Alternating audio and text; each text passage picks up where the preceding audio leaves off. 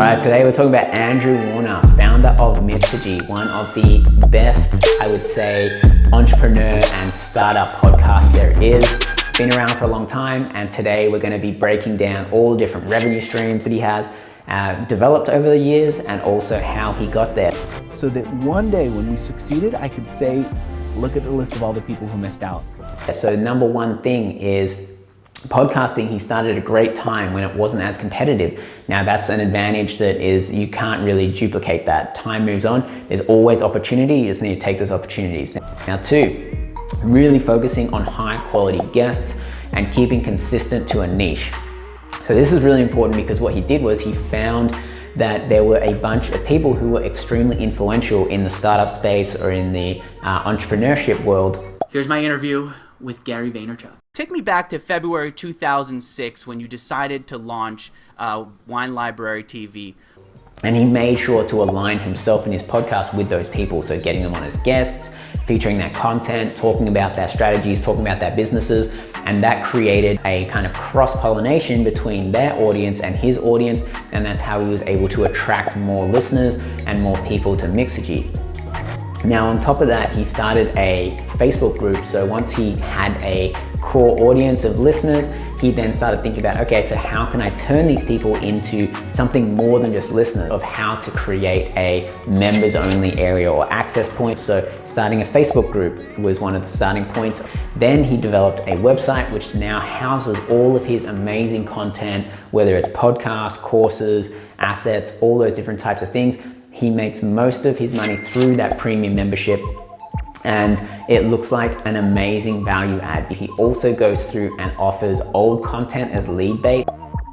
Hey everyone, it's Andrew Warner, founder of Mixergy.com, home of the ambitious upstart. And doing this interview, bringing successful entrepreneurs and stories of successes to you is my way of paying it forward. So he's continually providing value to people, and so you can offer old content as ways to attract new people.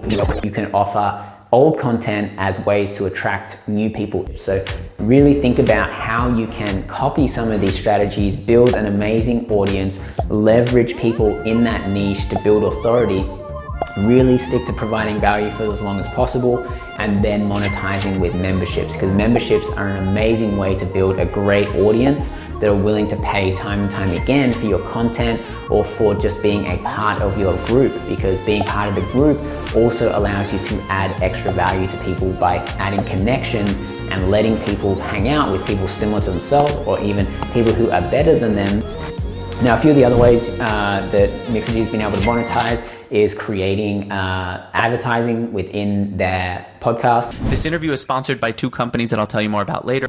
Now, a big takeaway that we discovered on that one was that there was a huge amount of restraint in accepting advertising until the time was right. So think about providing as much value as possible before you then start doing the marketing or the advertising side of things, and make sure the products or brands that you partner with are ones that you truly believe in.